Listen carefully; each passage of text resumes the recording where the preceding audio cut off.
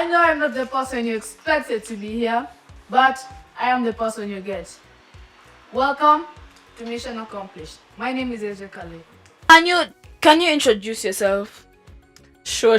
And thanks for having me over today. My name is Njoki Riguga. I have 4 names, but I use Njoki and I like Njoki because I'm named after my grandmother, who's my dad's mother. I am a sweet tooth, so I love everything sweet, whether you're talking about chocolates, cake, and ice cream.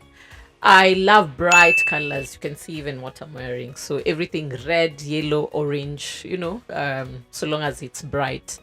Ideally, what I do, I'm passionate about any area I'm in. I make sure that I've added value or I've made a difference, but positively. In terms of work, I do a lot of things and I've done a lot of things previously.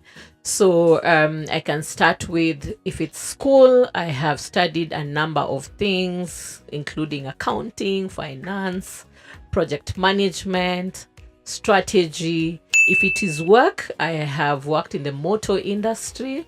I've worked in the construction sector, and currently I work in a space called, that sector is called entrepreneurship support space. So quite a number of things. And I am the program manager for Wavumbuzi. You seem like you have really good passion. For me, I just wear my school uniform colors everywhere. Black and what's this color again? Peach. It's beigeish, yeah, cream. Yes. Yeah, I just wear my school uniform colors everywhere.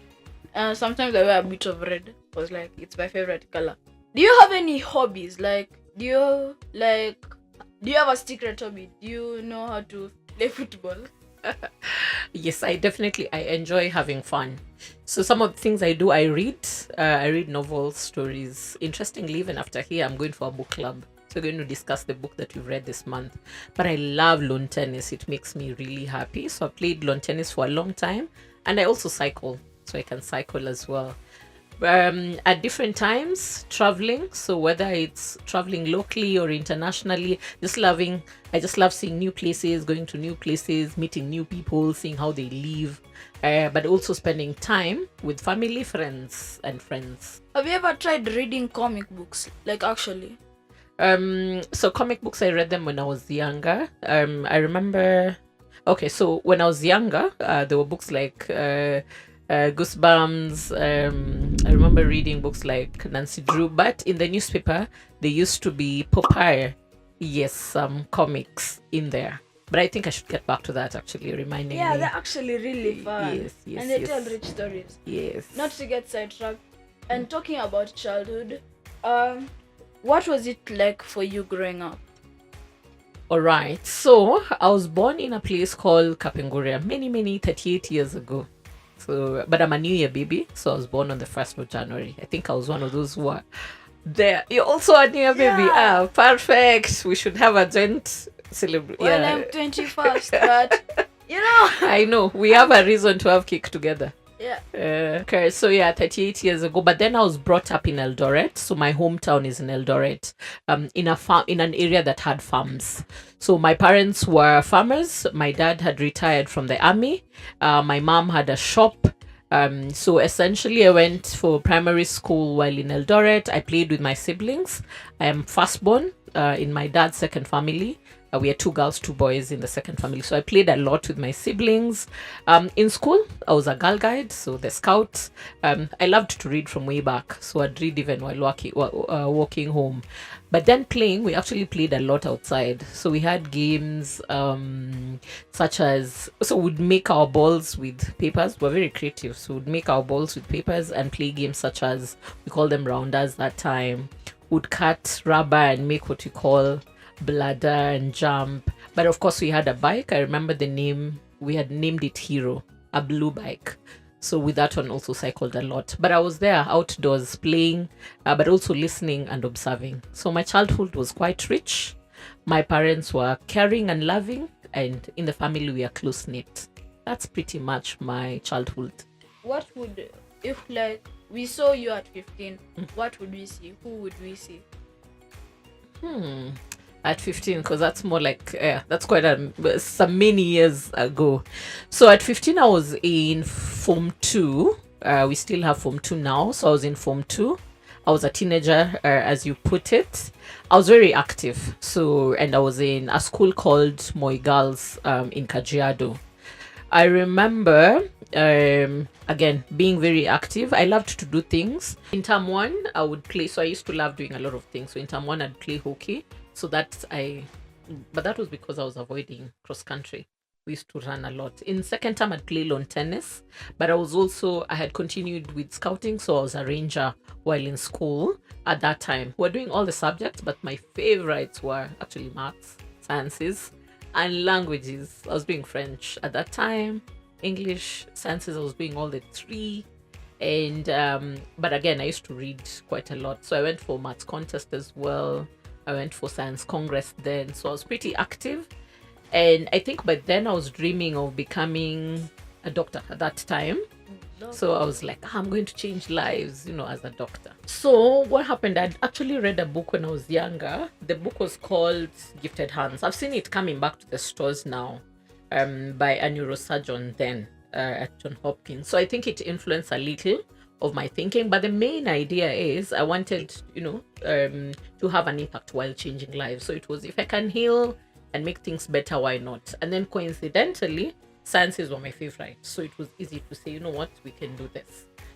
So that was pretty much it. But then also my parents had made me just realize whatever you want to be, go here and follow. So that was why by that time. How far-fetched, how far apart is being a neurosurgeon from Wavumbuzi, which I'm conveniently wearing right now? Yeah, but that's such a coincidence today. Yeah, because I just put it on. I didn't know. How far-fetched is it? Okay, so what happened in my career journey, when we were finishing high school, one used to be called to university to study whatever it is that they would do. So for me, I didn't get the points that were required to do medicine. But interestingly, looking back, I'm like, thank God, because you know what? I got to now do my next favorites, which were economics, finance. And what I realized, I could actually work anywhere and do anything. Now, how they are closely related. Remember, as a doctor, I wanted to, to impact lives while saving lives.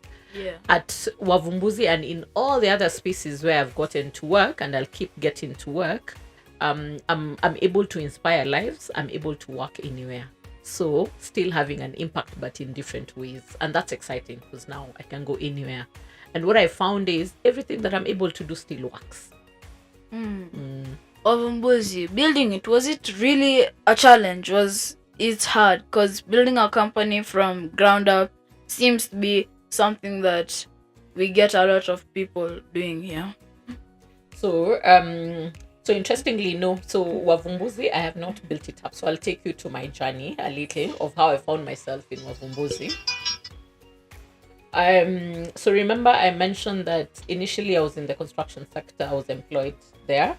Now back 4 years ago, I got a job as a project manager with the company that supports Wavumbuzi.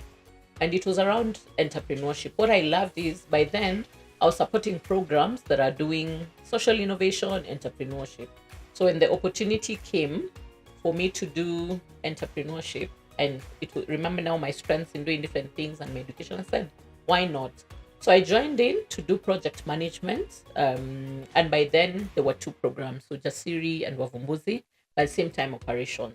Now, 2 years ago, the opportunity to become a program manager fully for Wavumbuzi came up. And when I looked at it, I was like, I would really love to play a part in the what we call entrepreneurship education space to enable as many people to develop their entrepreneurial aspirations. So then it was a no-brainer in terms of joining. Is that like your proudest moment? So when I think about, I've had many proud moments, but I'll sum it up in a few words. I have seen that the talents, the skills, the abilities that I have somewhat have a purpose in everything that I do. So at this point, if it's coordination and planning and organizing the program, then they've had a moment. Previously, if you talked about the calculation, the finance, the budgeting, they've had a moment. If you talked about the sales, the marketing, they've had a moment. So I connect it backwards. But if I look at Wavumbuzi at the moment, since I joined, we were having about 250 schools registering. By now, we have over 1,200. And for students, yes, in Kenya, that's in Kenya. In Rwanda as well, because I work with the teams in Rwanda, also the numbers have increased. So I feel really proud about just having been part of growing the program. But even previously, when I was working with the construction firm, just seeing it over the years I was there, the income increasing, the revenue, the team increasing, the assets of the company, those make me proud. Like every space I've been, there's been growth. There's been challenges, but there's been growth in trying to achieve what we want. Did you ever, like in the past, did you ever imagine yourself being a budgeteer? Is budgeteer a word? You can be, making budgets, and we can have that word for those who Did make you clear. ever imagine yourself being a budgeteer? Well, I knew I was good at maths. I knew I loved numbers, but I love numbers that make sense. So somehow, I've found myself, whatever their numbers to play with, I am good. So did I imagine myself the exact same? Maybe not. But what I've seen is everything that I'm keen to do, I say yes. Yeah. So, but what I've seen is everything that I do, I give it my best. I say yes, and then I dial the different strengths. So, particularly even now as I'm doing project management, and I learn as well. So, remaining open-minded and just using all the strengths that I have and the skills to make it happen and make a positive change. How do you balance like your home life, your job, and your hobbies? How do you balance them? Okay. Do you have like a set timetable? I'm a super planner actually. So I don't have a child, but I have a nephew. I'm cool auntie. So Cool you've seen auntie. Q here. Yes, I'm cool auntie. And earlier on we were talking about I have a nephew who then stay too far from here called Riley. So what I do generally, I use a technique in the art of showing up. So I say, how do I show up for myself? That's for me. How do I show up for family? How do I show up for friends? How do I show up for the community? And with that, then I make plans of, Fridays, I'm going to hang out with my friends. Sundays, I'm going to make sure I go to church so that I attend to my faith. Sunday afternoon, I'm going to make sure I spend time with family, so the siblings, nephews, or visiting other relatives.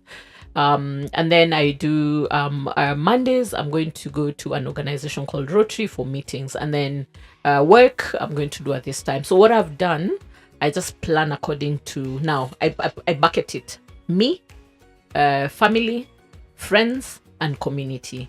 Then I plan and prioritize what I need to do. With that, I'm also able to say no whenever I've committed time to other things. And I'm able to now balance showing up for myself and showing up for others.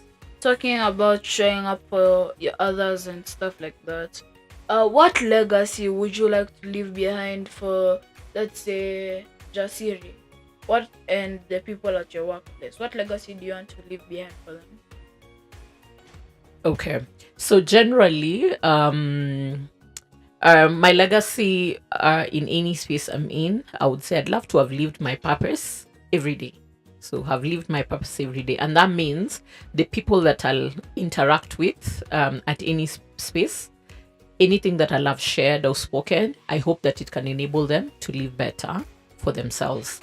Now, secondly, the places that I'll be at and the things that I'll touch, I hope I'll add my magic in the sense that for them to be built up and be better. And it's with that even the words that I'd leave to anyone around here, I'd say, make sure you believe in yourself, make sure you show up, make sure you seek opportunities, make sure you learn, make sure you build yourself. So those are some things that I'll say. And I hope with each and every interaction that I have, both at work, now at Jasiri Wavumbuzi, but also with, friends in here, I hope it's just to make things better.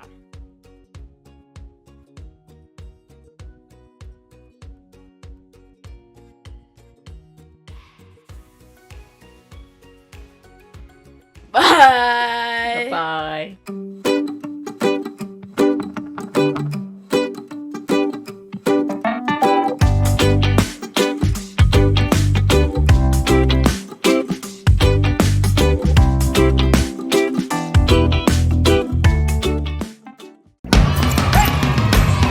We are Mtoto News, a digital platform that empowers children.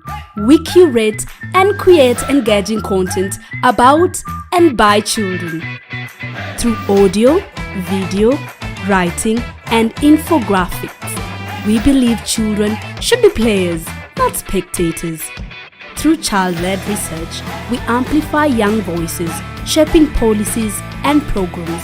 To partner or donate, send an email to info@mtotonews.com or call 0705855258. Njoki News, making children visible.